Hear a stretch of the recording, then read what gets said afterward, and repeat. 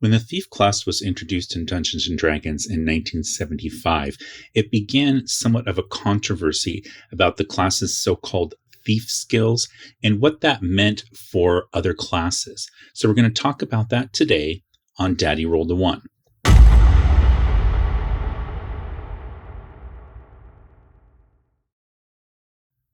Hello there, and welcome back.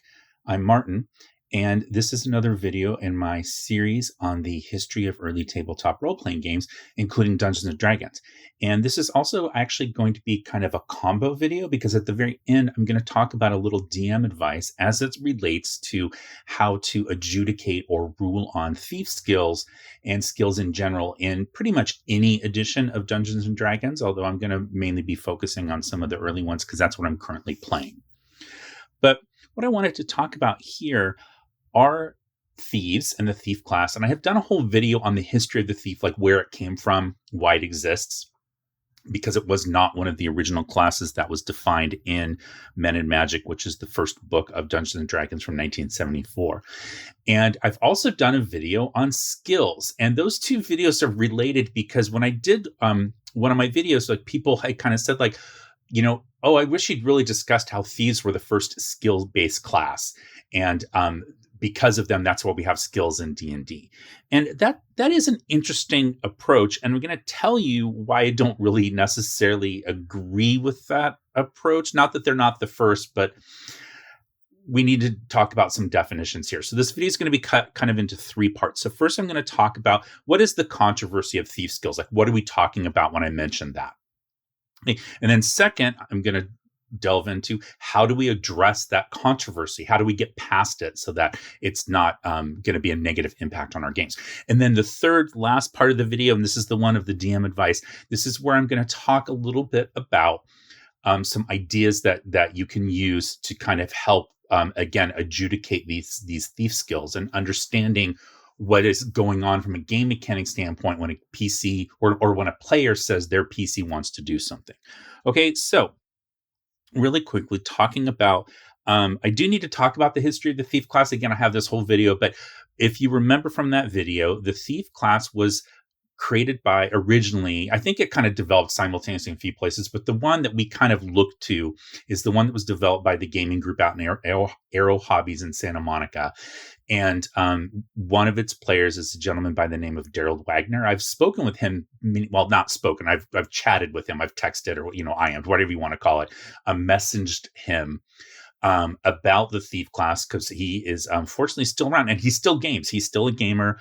He's currently playing fifth edition, actually. So even though he's an old timer, kind of like me, actually, he predates me as far as playing D&D. But I have talked to him about his class, and what he and I talked about was this idea that the class was created originally because someone was looking to open a door and didn't have the strength to open it. And we're going to talk about this very specifically later in the video.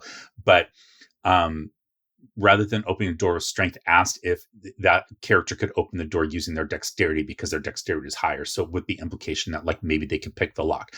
So the class was created, but the class was based on the magic user class. And that's the point here that I really want to get across, is that the thief class that we first see in Greyhawk Supplement 1 came out of a design that was taking the magic user class and essentially replacing the spells, which are a unique class ability, not skills, but unique class ability magic user, and replacing those spells with abilities for the thief. So that's what I'm talking about when I say that, like, I don't necessarily think that the thief should be looked at as having these suite of abilities that every character can do. I think these are unique abilities to the thief class. And if you read through the early texts, and we're going to go through some examples here in the part 2 of the video, when you read through them, it does kind of come across that the thief is doing things that other characters can't do. And the problem with this is because these abilities weren't necessarily supposed to be generic in scope. They were supposed to be very specific for specific circumstances. But some players thought because the names were so generic, some players back in the day thought that what it was implying was that since it said the thief could do this, that meant other characters couldn't do those things. And that's where we get into some like naming conventions and things like that. And it's really how you define these. Okay. But basically, one, I don't think that's true.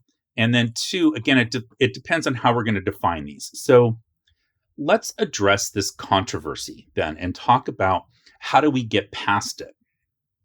And I think the first thing to do that would kind of be fun and actually make it easier to deal with is renaming these thief abilities. So, because what happened is over time they got watered down. So, the original thief had the ability to move silently. So, if we look in Greyhawk and we see this is the first TSR published version. It was published in the Great Plains Games Players newsletter. Before that, we've talked about that before. But and here it says move with great stealth. So that's not necessarily great because again, it's a little bit vague. But then if we look in Moldvay, let's see how they define it here. It says move silently. Okay, and if we look at the player's handbook, this came out before Moldvay. So this is for advanced Dungeons and Dragons. So the thief abilities here,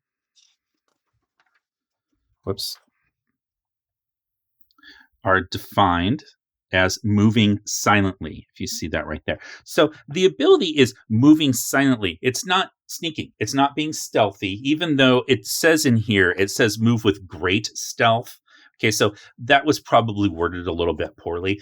But over time, that got moved to, got changed to just being called like stealthy. Okay. And then there was hide in shadows again. Okay. So again, a very specific ability. I'm going to go back here. Hide in shadows. Well, over time, that gets watered down to just be called hide. And then at a certain point, people just combine the two and they say, oh, it's just easier to do it and combine it into something called stealth, a stealth skill that anybody can take because everyone can be stealthy. Why should the thief get like the only person? Why is the thief the only class that can be stealthy in the game? They weren't. That wasn't the point. The thief can hide in shadows. That is a very specific type of thing. Any character can hide behind a curtain or behind a table or a box or a statue or whatever it is, right? Even if you're outdoors, you can hide behind a rock or in a group of bushes or something like that. That's part of the game because it assumes character competence. But the thief can hide in shadows. So I know very specifically in the Advanced Dungeon Master's Guide, Gary says that a thief can't hide in shadows while they're being observed. And that probably does help control that ability a little bit, but I break that rule in the BX game that I run for my daughter. So I run this version of the game, Basic Dungeons and Dragons, and I let the thief walk into a shadow under observation if she makes that roll, because it's not a great roll. She's a very low level thief. I think she's 3rd level, maybe 4th at this point, but she doesn't have a great chance of doing it. So if she makes that roll, I kind of want to reward her. And so narratively, I will say that the other players can see her. I don't necessarily let her do it if the monsters are looking, but I let her announce ahead of time, I'm going to hide in shadows. And I let the other players watch her meld into the shadows where she just completely disappears because it's more fun from a narrative standpoint. But, it's not really affecting anything mechanically. But the idea of this is that for me, the thief is being trained in these class abilities the same way that a magic user is being trained in casting spells, and the same way that a cleric is being trained in the rites of their religion to say these prayers, cleric version of spells, I would call them prayers. And the cleric's being trained to turn undead. Okay, so clerics can turn undead. Nobody thought that was a skill, because it was specifically worded and it's doing something that's very unique in the game.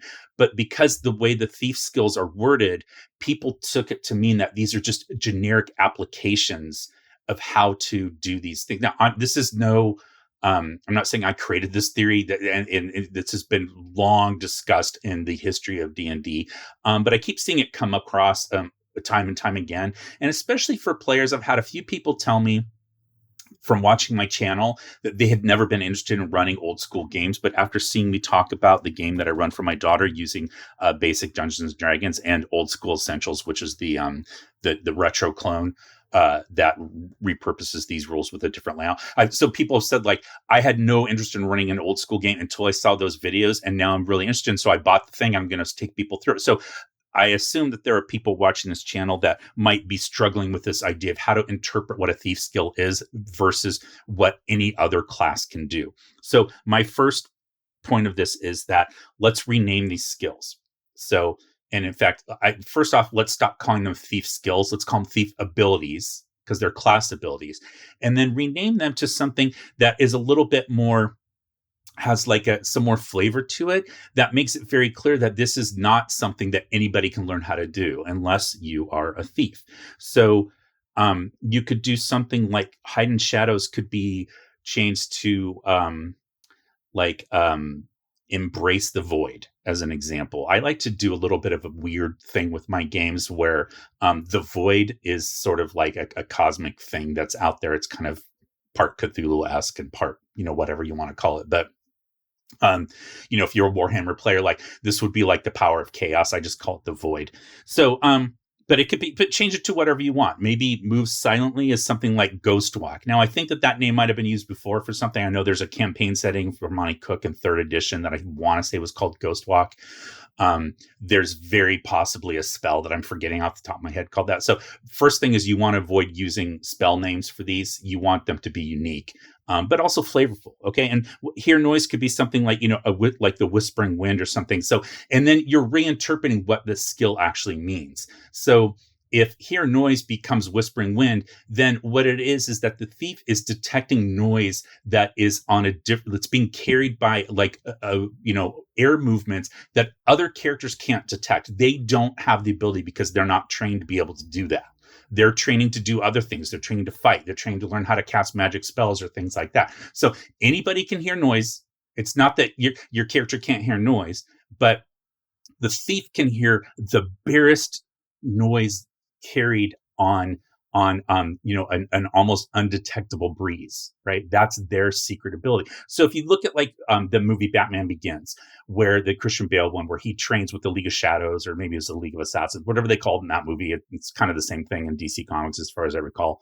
Or maybe they're rivals, whatever. You get my point, right? So let's just call it the League of Shadows. So he's training with them to learn these abilities to become Batman, right? So if you do this, you are kind of taking the thief into that realm of kind of making them like this ninja type character. And I know some people don't want that. They want their thief class to just be like an everyman who picked up some skills and does things. And that's fine. You just have to figure out then, how do you describe how they are doing things that you're not allowing other characters to do. And I think by making it as though they were trained by a guild in these skills, because that's what they are putting their focus and attention on. They're not training on how to be better fighters. They're not training on how to be better, or to be a magic user. They are training to use these abilities that maybe this thief's guild has passed down for generations, and they're the only ones that know how to do this. And maybe all thieves in your world, at a certain point, there was one thieves guild, and then it splintered into, different ones. And that's why these guilds have rivalries in different cities, but they all have these same skills. However you want to do it, right? But make it a narrative structure in your game, but make it fun. So my request of you watching this video is drop a comment below and let me know how you would want to rename some of these abilities, thief class abilities in your game. And, what I might do is end up doing a blog post about it where I put it all together in one place so people can pick and choose and kind of see. So I just gave you some thought starters there, but I'm sure you guys are going to be much more creative with this than I am. And I think it could be a fun little exercise as a way of showing like why these abilities for a thief are different than the regular everyday skills that somebody can use. So I hope that makes sense. And, if you look at it, other classes have abilities that for whatever reason, nobody talks about them, but they seized on the thief. So let's look at the dwarf here. This is original Dungeons and Dragons 1974. And so it says right here, they note slanting passages, traps, shifting walls, and new construction in underground settings. So that right there is technically a skill, but nobody was complaining about it. It wasn't until the thief class came out, because they had so many, I guess. And then people started to say, like, well, wait, like, the argument I hear all the time is like, well, anybody could try to climb before the thief came out, and now thieves are the only class that can climb. That's ridiculous. Every class can climb. That's not about that. The thief can climb, as they say in here, steep surfaces or sheer surfaces, however you want to say it. They can climb walls without equipment. That's the other thing that I think is important. That they can climb a sheer wall or rock face or whatever it is without rope, without equipment, just using their bare hands. Other classes can't do that. They can climb it, maybe, but they have to have a chance of success. It's probably going to be much lower than the thief, and they have to have help in the form of equipment, rope, grappling hooks, spikes, whatever it is, other characters pulling them along. Okay, so the thief can just scramble up on their own with no equipment. So that's how they're different, right? So for me, it's really all about how you frame the ability and how you name it. Okay, so that's the second part. So now let's talk about this is the DM advice portion, which is like, how do you make rulings on these skills? How do we know when you need to make a ruling? And also, specifically for the thief skills that are defined in original Dungeons and Dragons and basic and advanced D&D, they're very, very similar in these these three versions. How did we know that other characters can't do this? Like, what was the original intent of the author? Because I've heard some people say, like, no, the thief skills aren't supposed to be these sort of supernatural abilities. They're just regular everyday abilities. And so how do we know that other characters can do this? So again, let's talk about the climbing example. And I just want to go through here and help people to understand these topics were discussed in the game before the thief class was around. Okay, so climbing. Let's look at original Dungeons and Dragons. Let's go to volume 3. This is Wilderness and Underworld and Wilderness Adventures. And if we go to page 5,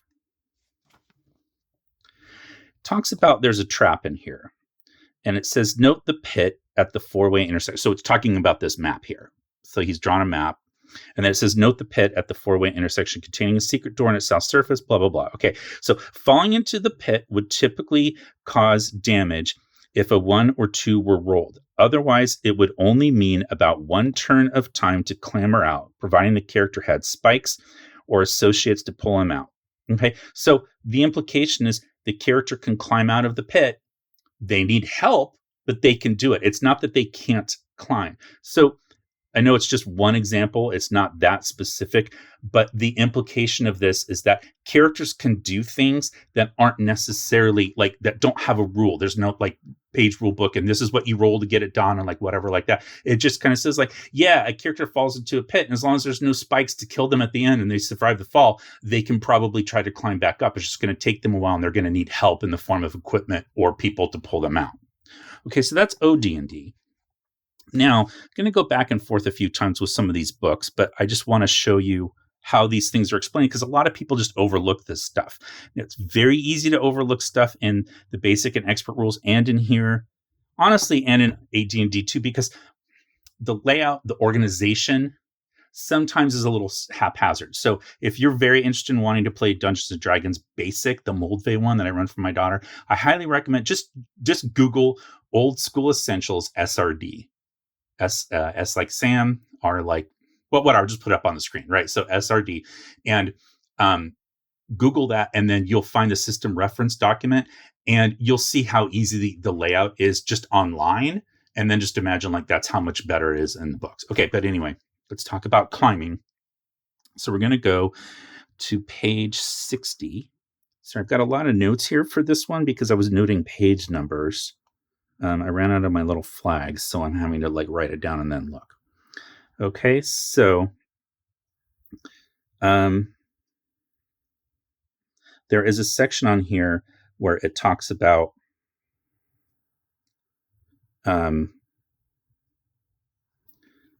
sorry for the delay here, folks. I know it's in here somewhere. It talks about okay, here it's right here. Okay, to perform a difficult task such as climbing up a rope or thinking of a forgotten clue. So it's telling you the player should have to roll an ability score less than a d20. So this is the DM advice section in the basic rules, but it's specifically telling you other characters can climb. It's difficult. You have to have a rope, but if you want to try it, roll your ability score, which would probably be dex, maybe strength, depends on how the referee wants to determine it, on a d20 or less, and then you're fine. Okay, so sorry, that took a second to find. Okay, but let's look at the expert rule book. So this is just for higher level characters, but it's the same system. And on page 51 back here,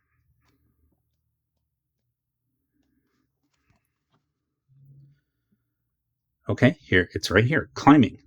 Thieves and only thieves can climb steep surfaces, sheer walls, and slight overhangs by locating handholds not readily apparent to most characters and by using special climbing gear which only thieves know how to use.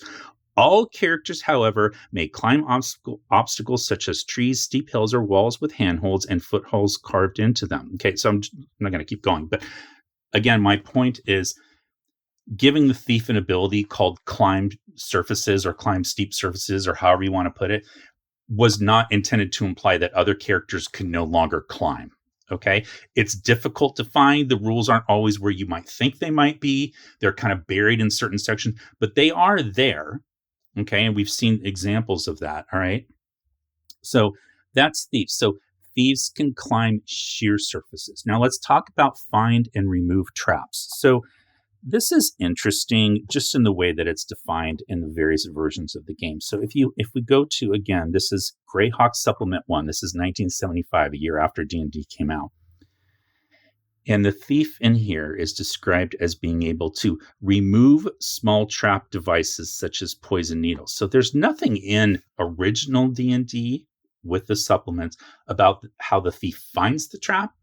So they're finding traps the way everybody else in original D&D finds traps, which is through narrative play. The players say that they're searching, and they tell the DM or the referee they're searching, they're going slow, and specifically where are they searching? They enter a room. Are they checking the ceilings? Are they checking the walls? Are they checking the floors? Where in the floor? Are you in the corner? Are you in this corner? So you're describing your search. And the reason that you're doing that, because you might think the assumption was we're going to just do that every time. Okay. And because maybe that sounds boring to you to describe that. Well, you can't do it every time because there are circumstances that might prevent you from doing so. Okay. And some of those circumstances might be things like, how much time you have. So if you're on a time limit, you can't spend that much time searching and describing your search because it's going to take you a long time to search a room. So you might have to take some shortcuts and start to get a feel for where's the most obvious place a trap might be. And you might just search there. And as a consequence, you might miss a trap somewhere else. But you were describing your search narratively, and the DM was making a ruling based on how you were describing your search. It wasn't an automatic die roll or anything like that. Okay. Later on, however, the thief does get a chance to, the characters get a chance to find stuff. So let's look in here, page B19, and it's describing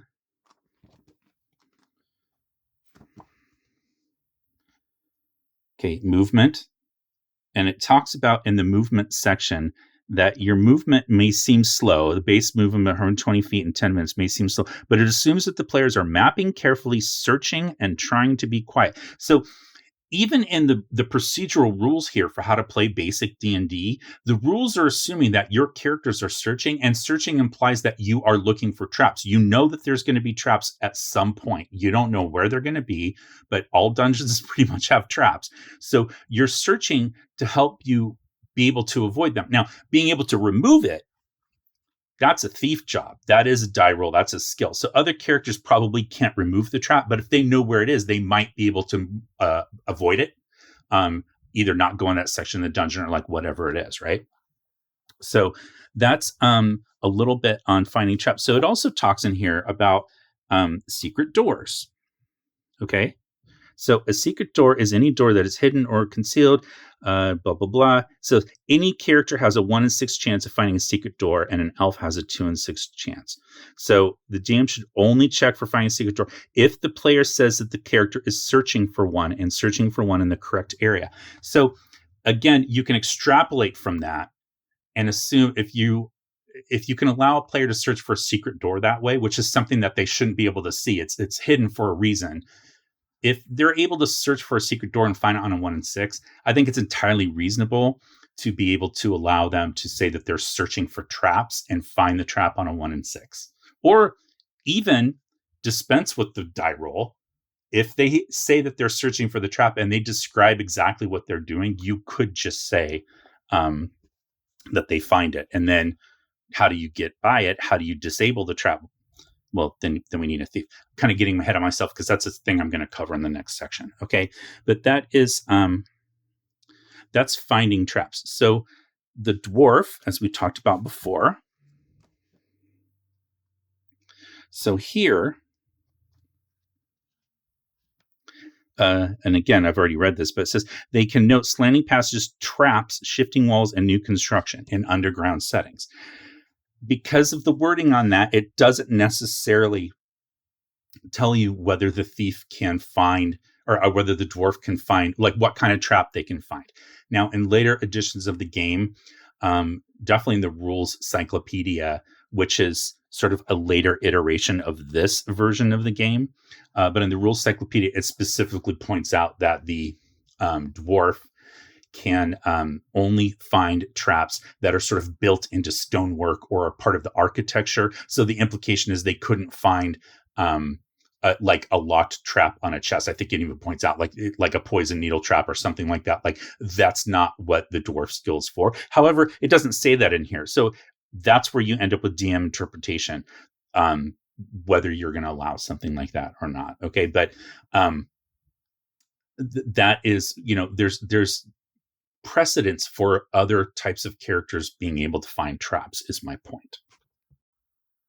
Okay, and then another one is hear noise. So hear noise is described as a thief skill, and if we look at Greyhawk,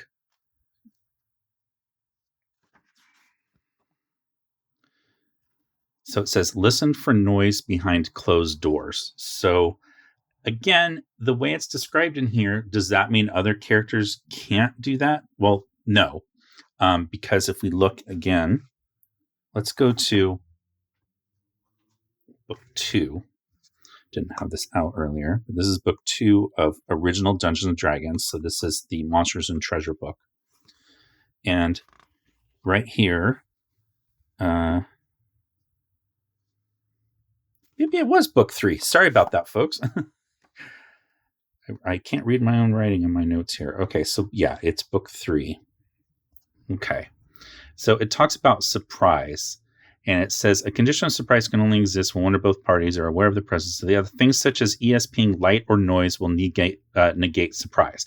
So it doesn't specifically talk about hearing noise, but it's letting you know that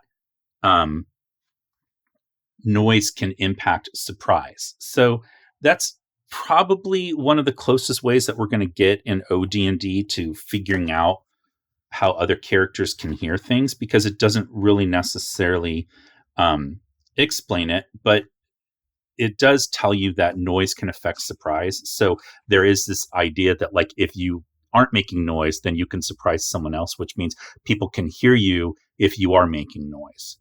So when we look at how it's described in here, it doesn't really get into detail. So that's the problem with these thief skills in here. When it says like, their basic abilities are this, and then it doesn't really define how it works. Okay, but then let's get to basic D&D. Okay, so here it's pretty well explained. Okay. Listening. Character may try to listen at a door to hear what's on the other side. For each character listening, the DM should roll a 1d6, a result of 1, or 1 or 2 for demi-humans. So, see, this is the problem, because an elf or dwarf or halfling, or if they are considered demi-humans, can hear noise on a 1 or 2 on a d6, whereas everyone else can hear it on 1. This is the only place it tells you that. Like the write-up in here, I'm just pointing this out. This is why it's sometimes these rules get lost and people can't know, like they don't know what the rule is, because it's not explained. So if you look at the special abilities here for elves, it tells you that they can see in the dark. They can find, with heat sensing light. They can find secret doors on a 1 or 2. They can't be paralyzed by ghouls, by ghoul attacks. And then what languages they speak. It never tells you that they can hear noise better than other characters. So you have to look at the part that says listening in order to find that. So again, I think that did create a lot of confusion with these early versions of the game when you're talking about like, well, how does my character listen to the door? It tells me how a thief does, but does that mean my character can never hear behind a door? They can. It's just you had to look at a different place in the book to know where that is. So that's hearing noise. Also, the benefit of the thief is that they're the only ones that improve. So in this version of the rules, the thief hear noise is not on a percentage basis. It's on a 1 in 6 or an X. It's X in 6. And it improves as the character goes up in level. And thieves are the only ones that get better at doing that. And again, because the implication is they are training. They've been trained to hear these noises and hear the slightest whisper of a noise that other characters can't hear. And they can hear it even if it's behind a door. So that's where that to me starts to become a little bit more supernatural. If the thief is getting better at something like that's not just regularly like putting your ear up to the door and hoping you hear something. And that to me is why it's different from everybody else. Okay, so hide in shadows. Okay, anybody can hide. We talked about this earlier. The idea of the thief being able to hide in shadows was not to imply that other characters can't hide. So, how can other characters hide? Well, narratively is one way of doing it. They can say, this is what I'm doing. And then the DM can make a ruling on whether that's going to succeed or not. And the way that the DM does that is by assuming competence. We've talked about this before in my video on skills in D&D. But the idea is that characters are supposed to be competent. They shouldn't be assumed to be bad at everything. Okay, they're not superheroes, they're adventurers, but they're competent. Okay, so if they can find a place to hide, it's reasonable to allow them to do so unless the circumstances would dictate otherwise. And again, I'm going to get to that in a second when I'm talking about how to adjudicate DM skills or PC skills.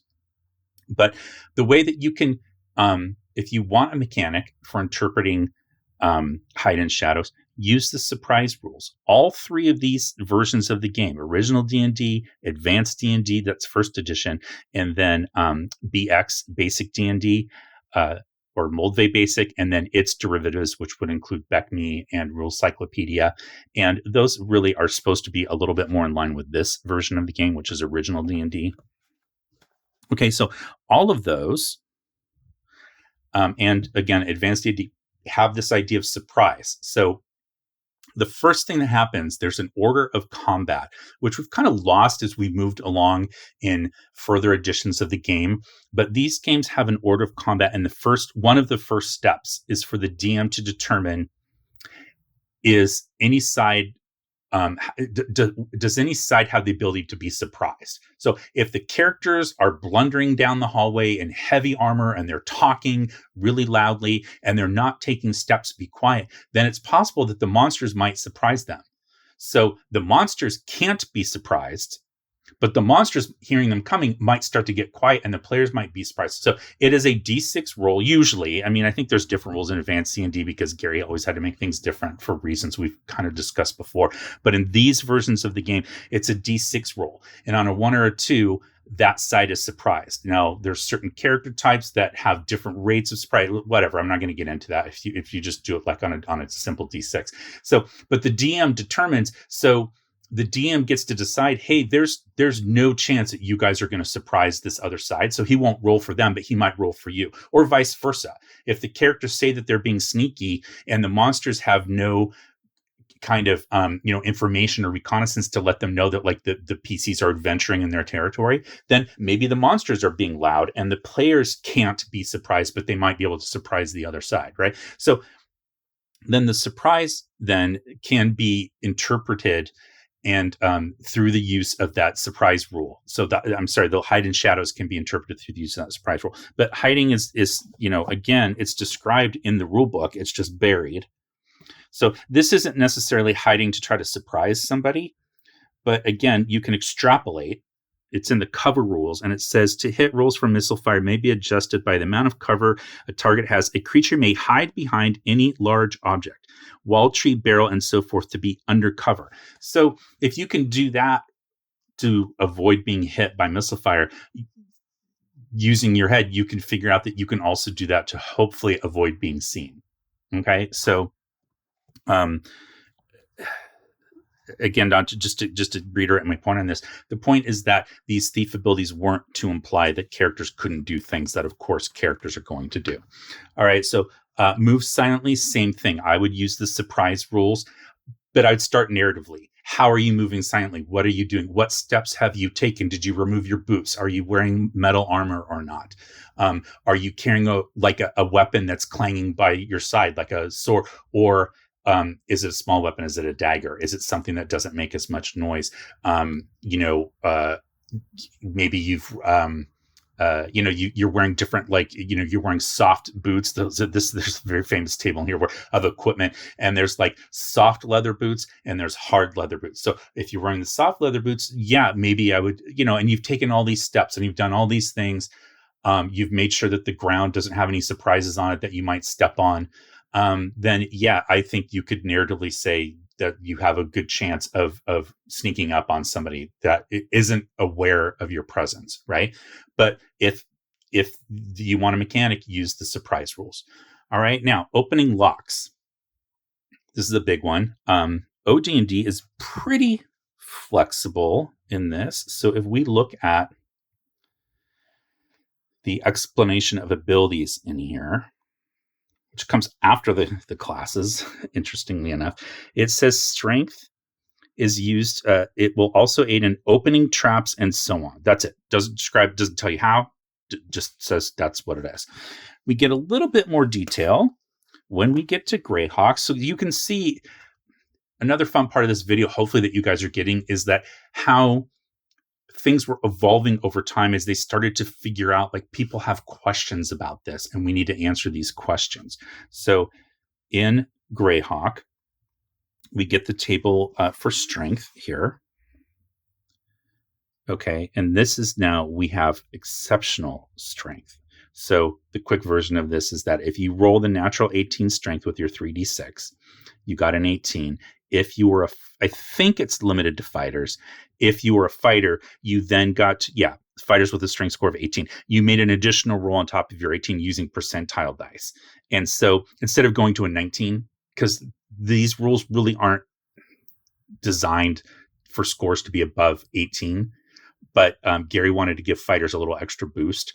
And so you rolled percentile dice and it affected you. And you got some bonuses here. Okay. So in any event, now you have this table here where it says open doors. It doesn't really tell you how to open the door, but it just says that, like, if you have a strength, you're opening doors, and it's based on an X and 6. Okay.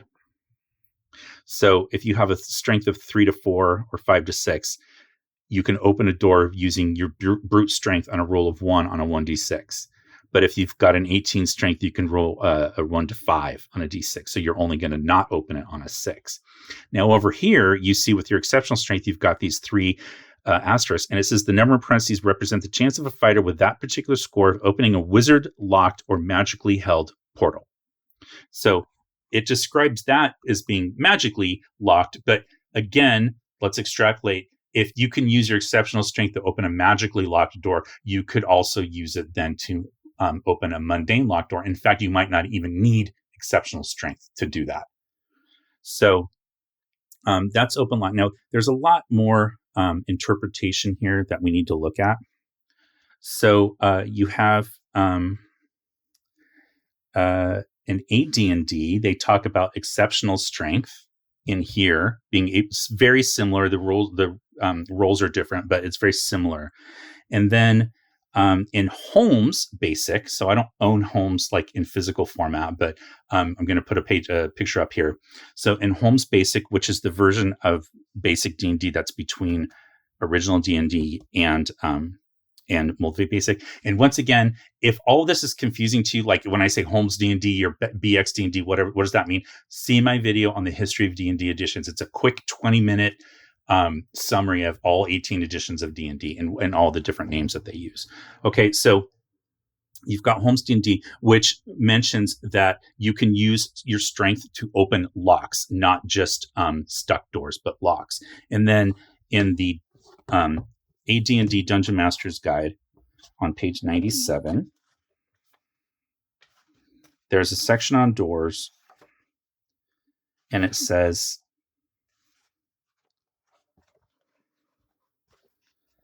that certain doors might be locked, and a roll of 1 or 2 typically indicates success, but most doors are, how it says locked doors might only open if 2 or even 3 simultaneously rolls of 1 are rolled. So one's meaning 1 on a 1d6.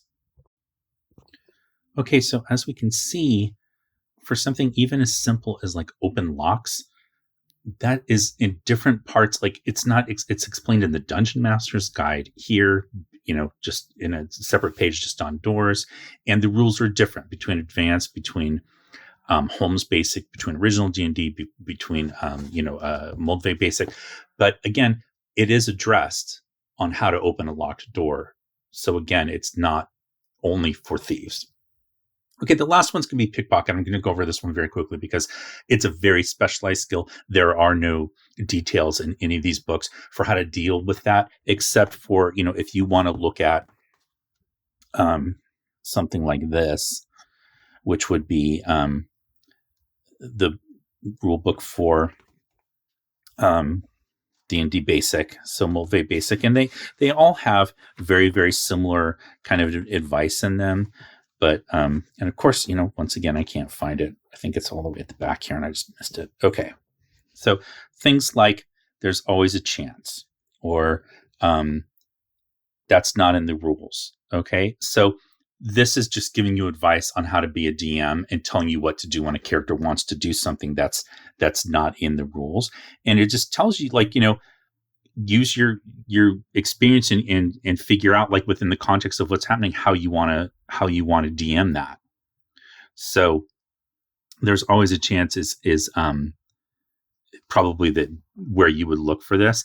Also, you could use the surprise rules. I think it's very reasonable if the character wants to pick someone's pocket and has a good plan in place. You could then say, yeah, roll surprise, and on a 1 or 2, you are able to take the item that you want without the other person knowing.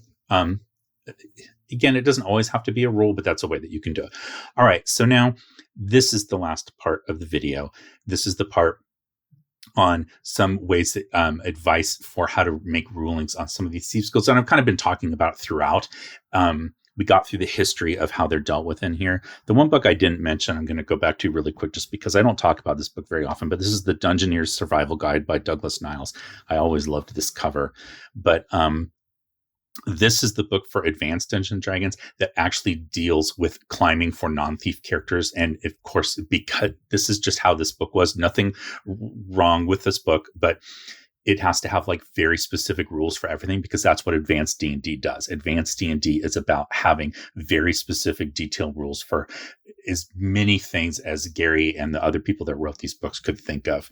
Moldvay is very much like, there's always a chance, make it up, use an ability score check, and move on. But there's very detailed rules in here for climbing for non-thief characters, and it gets into describing, different types of walls, and, like, are they slick, or are they rough, and like all this kind of stuff, right? So that comes in this book. But anyway, really quickly, so for again, old DMs, like if you're like me, you probably kind of know this already, but I do hope this is helpful for some people, and it might just give you a different way of looking at it. But when you're looking at how to adjudicate, as let's call it, a skill roll, and again, this can be in any edition of the game, I don't always think that the Dungeon Master Guides or the DM advice or whatever, I don't always think that they do a great job. I'm talking about the officially published ones by either TSR or Wizards of the Coast, do a great job of articulating how to know when to make what kind of ruling in what circumstances. In fifth, it was, well, 5th edition, but also like anything that's kind of like 3rd edition on. And this is nothing against Witches of the Coast. It's just a different style of play.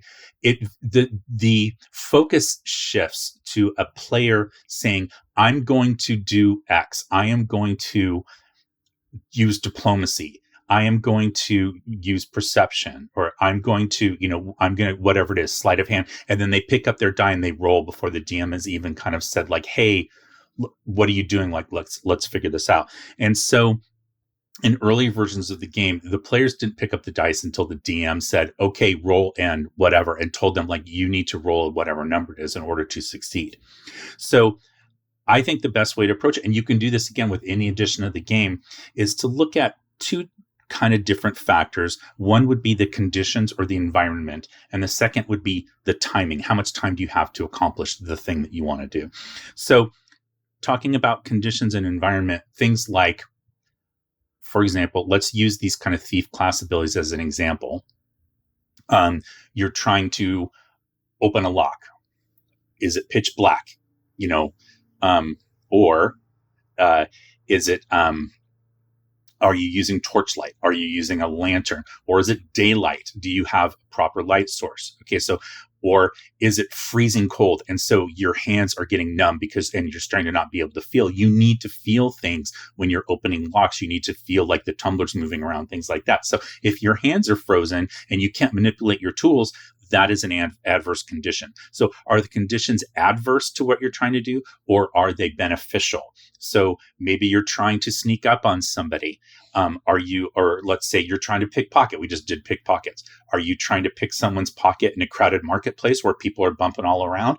That is a beneficial condition versus if you're trying to pick the pocket of a lone figure sitting in a library by him or herself and no one else is around. And you're going to try to go up to this person and pick their pocket. That would be an adverse condition. Okay.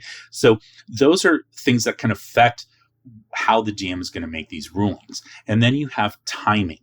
Okay. So when you're rushed for time, usually then I would call for a check.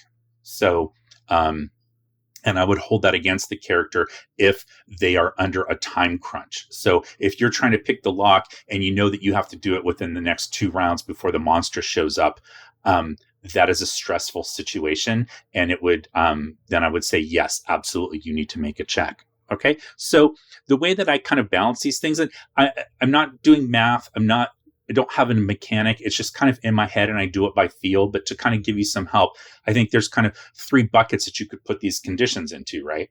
So the first one would be, are both of them good? Are you in beneficial conditions and you're under no time constraints whatsoever? Then I would default to the narrative description and I probably wouldn't call for a check. For a thief, definitely. You have no time limits and you're in great condition. So let's say you have liberated a chest. So I'm going to be using a locked chest as my examples as I'm moving through this. And you have brought it back to your safe house. So you're not opening it in the dungeon when monsters could show up. So you have no time constraints and you're in a dry room. There's proper lighting. Then I would say the thief opens the chest. There's no point rolling at that point to see if they make their open lock check, because if they don't, then as the DM, you have to be prepared for them to have this chest that it was there for a reason. You placed it in the dungeon and then you've made it so that they couldn't get it open. Now, that's just one example, but I would just say open the chest. Now, if the characters are not thieves and are trying to open the chest, then they need to come up with a different option, right? They don't know how to pick locks. So can they smash it open? Is that possibly, can they use strength? Can a wizard open it with a spell? Of course, there's, open lock and things like that. But they have to come up with a different way of doing it. And if they can't come up with something plausible based on, whatever equipment that they have or, just come up with a plan, then I might require them to have a check and there would need to be some kind of consequence. I'm going to get to that in a second. All right. The next thing would be one of the conditions is beneficial, but one of them isn't. So maybe you've got ideal conditions, but you're under a time crunch. Or maybe you've got all the time in the world, but you're in adverse conditions. It's the weather or the lighting. I keep going back to those two because there's just the first 2 that come to mind, but those, it's just the environmental factors that are around you. Okay. So if one or the other one of those is beneficial and the other one's not, then I would say, yeah, make a check. So For a non-thief, you make a check, and I would probably give them some sort of penalty. So it could be disadvantage if you're playing 5e, and I quite honestly use just advantage in the BX game I run for my daughter. I just find it a little more fun. The players get to roll more dice, and I'm not like always doing, +2 -2 or +4 -4. So, but whatever, some type of disadvantage on the check. For a thief, straight roll. That's what they're trained for, is being able to do these things in not ideal conditions. All right. And then the last one would be both the things are adverse. You're in adverse conditions and you're under a severe time crunch. In that case, for the non-thief players, I would probably make them have to have multiple successes in a confined time thing. You are trying to smash the lock open. You need to get 3 successes on your open locks roll for your strength, or whatever your plan is. You need to get 3 of those, and there would need to be a roll involved. That wouldn't be narrative. And you need to get 3 of those within X number of rounds, 3 successes in 5 rounds. Or if you want to be tough, 3 successes in 4 rounds, whatever it is. And if they don't, then something bad happens. For the thief, I would just give them some type of penalty. So, again, disadvantage on their roll, or maybe, again, -2 or -1, whatever the situation warrants, but something that makes it a little bit tougher because they are in extremely bad conditions to try to do the thing that they're trying to do. So that's how I would rule a thief versus a non-thief trying to do these types of things. And then the important thing to remember always is, what are the consequences for failure? If there's no consequence if you fail, then you shouldn't be rolling, right? You should just do it. Somebody pointed this out in my video I talked about before, where I was introducing the players in my daughter's game. I was introducing the rules, and they went to like a fair where they were doing like feats of strength and some social interactions and things like that. And so I was having them roll a d20 and add a bonus in order to know like if they succeeded. And I'm going to pause for a second because of my gardeners, always Tuesday. Okay, apologies for that. But basically what this person said was like, if they're just participating in, games that don't have any real, consequences to them, then you shouldn't be rolling. And I was like, yeah, I 100% agree with that. The reason I was doing it in this particular case, it was training for them to understand, like, this is the D20. This is what it is. This is how, you roll it. This is, you look at your sheet, you add whatever bonus it is, like whatever I'm telling them to do. And certain things like strength is like you're trying to lift the cart, whereas dexterity is you're doing archery. It was things like that. So it wasn't necessarily about like something bad was going to happen if they failed that roll. It was just helping them to understand the process of rolling the dice. Okay. So that's part of like how you want to look at adjudicating these skills, is that if there's really nothing bad that's going to happen if they fail, then you shouldn't be rolling. Also, again, narratively, if the situation is completely ideal to do a thing, then I think that it's okay to like dispense with the die rolling, let them accomplish the task, and then move on. So I do think searching is a great idea for that. You've got competent characters, and if they say that they're searching for traps, then they find the trap. They might not be able to disarm it unless they have that specific skill. But as far as just saying like, I'm searching for traps, we're doing XYZ to search. We've brought, I've brought running water to pour on the floor to see if it's a slanting passage, or to see if it like seeps under a seam in like where I think there's a secret door. Then they find the door, right? It's like they're doing things like that, or just describing what they're doing. So then you can get to the more like, the part of like, how do they disarm it? How do they get past the trap? But knowing it's there, if you look at like Indiana Jones exploring that little tomb, well, anytime he's exploring those traps, right? But just the first part of that movie, he is looking for traps, and he finds all the traps basically, before they comes across them, except for like the boulder one. I don't think he knew that was going to happen, but the other ones he was aware. So like he's sticking his hand into the beam of sunlight, and then the arrows are coming out, or he's poking like the different stones with the staff. Like that was how we used to explore when we were playing back in the days. We would describe what we were doing to kind of like trigger these traps to see what would happen. Okay. So that's one of the other thing that you can do is something that I know 13th Age is a game that does this very specifically. It's a game that's kind of like a descendant of 3rd edition Dungeons and Dragons, but also it has a little bit of elements of 4th edition in it, because the two main designers were the two people that worked on third, and were two of the main people that worked on third and fourth. But there's a mechanic in there called fail forward. It's not unique to 13th Age. It's just, I have that game and I think it's a fun mechanic. But the idea is, okay, so you fail, which means you still do the thing, but then there's a bad consequence. So in this particular case, let's go back to our locked chest example, and let's specifically talk about the group of non-thieves that are trying to open this locked chest. They can't get it open, right? So you have options there. Maybe the DM introduces them to a locksmith character that they meet, that they can work with to get the chest open. So that's a real basic one. But another idea could be, okay, they failed to open the chest, but they open it, and then something happens, like they end up destroying part of the contents within. They were trying to get it open, and they set it on fire, which would be very drastic. But maybe part of the contents got burnt, or maybe they tried to smash it open, and what was inside was a delicate glass vial, and it spilled some of the contents. It was a potion or something like that. Or maybe somebody, they failed the roll, so you have them open the chest, but maybe somebody saw them carry the chest into their safe house, and so now they know who these people are, and that they have this chest, and then they report it to someone. So it can create part of the story that emerges from things happening that were considered failures at the time. So that's a way of doing it, rather than just saying no, either no, you can't open the chest at all, or you tried to open it and it didn't work, so what do you do now? Because now the character's like, okay, well, we had a plan. We tried to open it, but it didn't work. I guess we're not going to open the chest. Like that. That's not going to help you move the game along, right? So you want to be ready to be adapting to the situation and let the characters come up with solutions, and then try to give them a chance of success. Again, there's always a chance, but also this idea of like, okay, maybe it works. Again, keep the game moving, but there's a negative consequence of having it work. So another example would be if you don't have a thief with you to pick the lock, or a character that's good at picking locks, in later editions of the game, it doesn't have to be a thief. So you have to break it down with your brute strength. Well, the consequence of that, of using your brute strength to break down the door, is one, you're not going to surprise anybody who was on the other side of the door. Unless you can do it immediately, like in one round, the DM rules that's okay.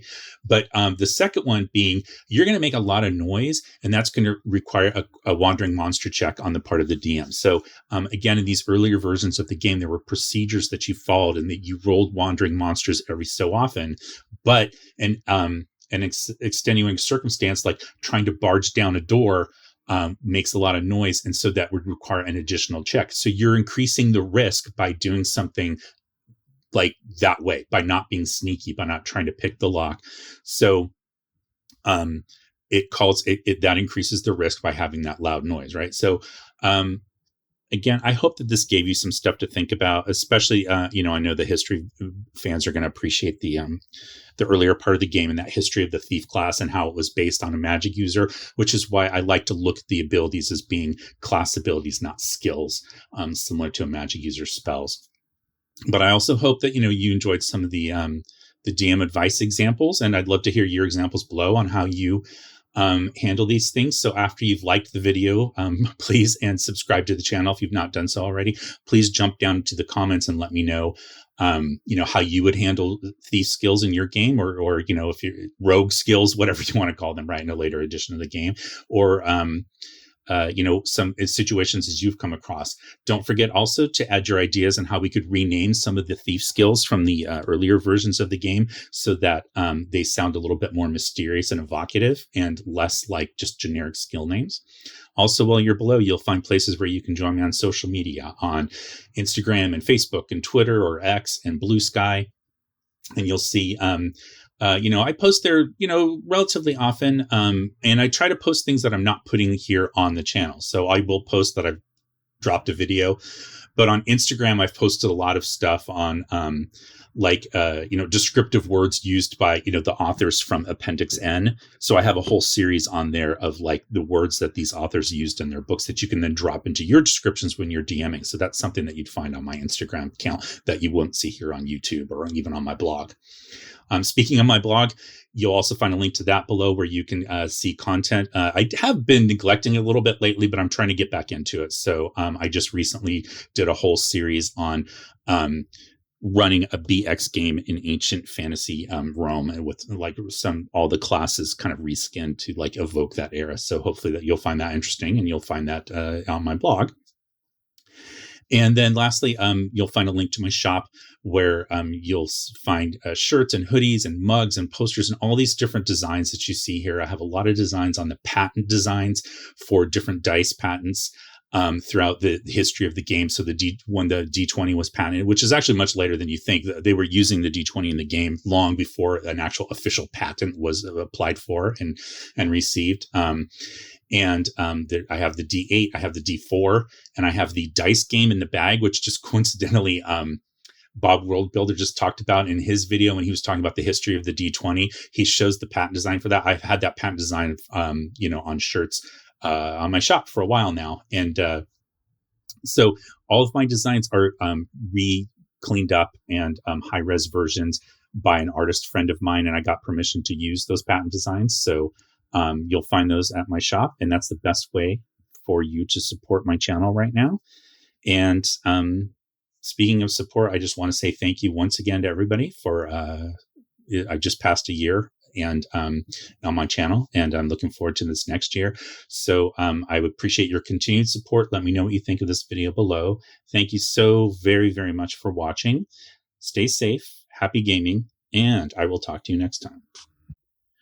Okay, now it's time for the bonus content, what I was drinking, what I was listening to when I was preparing my notes for this video. As you probably heard, there were a lot of notes because every single one of those cases of the thief skills or thief class abilities, I had to look up in all the different versions of D&D that I was talking about to see if I could find examples where it talked about how to do that particular thing, but as a non-thief.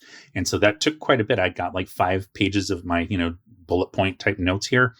And so I thought about, what do I want to drink while I'm doing this? Well, today is Fat Tuesday or Mardi Gras or Shrove Tuesday, whatever you want to call it. It's February 13th, 2024. And this is not a holiday I grew up celebrating. My family, we weren't associated with doing those types of customs. But the reason I celebrate it now was in 2009, in February, I had been laid off of my corporate advertising job. And that was the impetus for me starting my own boutique ad agency that you've heard me talk about before. And so I was at home. My wife was working in a corporate job, and her commute was horrendous. It was like almost 90 minutes each way. 75 maybe. And I didn't want her to think that I was just sitting at home, like watching TV, goofing around, reading comic books and stuff. I wanted to make sure I was contributing while I was like trying to figure out my next stage of my career. And I happened to stumble across a note, like I heard it on the news or whatever it was, that it was Fat Tuesday. And I thought like, hey, you know what? I want to do something for her. And so I found some cookbooks of ours that had New Orleans style recipes in them. And I made like a New Orleans Cajun style, like a jambalaya and some stuff for dinner that night. And she really liked it. She was super happy. And so I started doing it every Fat Tuesday since 2009. So this morning I made Shrove Tuesday pancakes for my daughter and me for breakfast, which I've been doing since she was like a little kid. And then we're going to have tonight, we're having gumbo for dinner with I make like a Cajun style crab cake. And but I made a drink. So that was the whole setup to tell you why I'm drinking this drink. This is a drink called an a la Louisiane. And it is a riff on the drink called the Vieux Carré. I'm going to pronounce it that way because that's how they pronounce it in New Orleans, in some places. I'm sure you have your own pronunciation. That's fine. But I think it means old square, if I remember correctly, something like that. But that's the Vieux Carré, which has cognac and rum, and then it has sweet vermouth, Benedictine, and Peychaud bitters. And this drink is very similar, the a la Louisiane or the de la Louisiane. Sometimes it's called de la Louisiane, from the La Louisiane Hotel, historic hotel in New Orleans. This was their house cocktail. And basically what it does is it ups the portion of rye, it eliminates the cognac, it ups the rye, and then adds in a little bit of absinthe. So typically it would be served up in a coupe glass. I decided to put mine on the rocks because I felt like it. So I can't say this in French. I would just butcher it, but I think the traditional ingredient is let the good times roll. So there you go. Cheers. And the music I was listening to, so I've been spinning this in my office all day while I was working on this video, making the notes. This is the Preservation Hall Jazz Band. This is Run, Stop, and Drop the Needle, and this is their Record Store Day release from 2017. And so it's basically the Preservation Hall Jazz Band plays at the Preservation Hall in New Orleans, and I think they opened in 1961. It might have been before that, but I want to say 1961. But in any event, the people that started playing there, they created a band that they named after the Preservation Hall. And I've actually been there, been in New Orleans a couple of times, and I've been able to go there and see the band playing. But they also tour. So they're a touring band, and then they also, do shows locally. And their goal is to kind of like keep the New Orleans music scene alive, and especially like some of the older classic songs, but like evolving them as the music evolves. They're keeping up with the times as the music evolves, but they're also making sure to hold on to the heritage of music in New Orleans. So it's not quite Dixieland jazz. It's got some soul, it's got some funk, it's got jazz, but it's a great band. Highly recommend you check them out if you're ever in New Orleans. Check out some of their records. So this one, again, this was a Record Store Day release. I don't know that it was released in any other format. I don't think so, but it might have. It might have gone, to mass retail or whatever. But I dig it. It's got this fun cover design. And check it out. So there's your jazz and your cocktail. And cheers. Thanks again for watching, and I'll talk to you next time.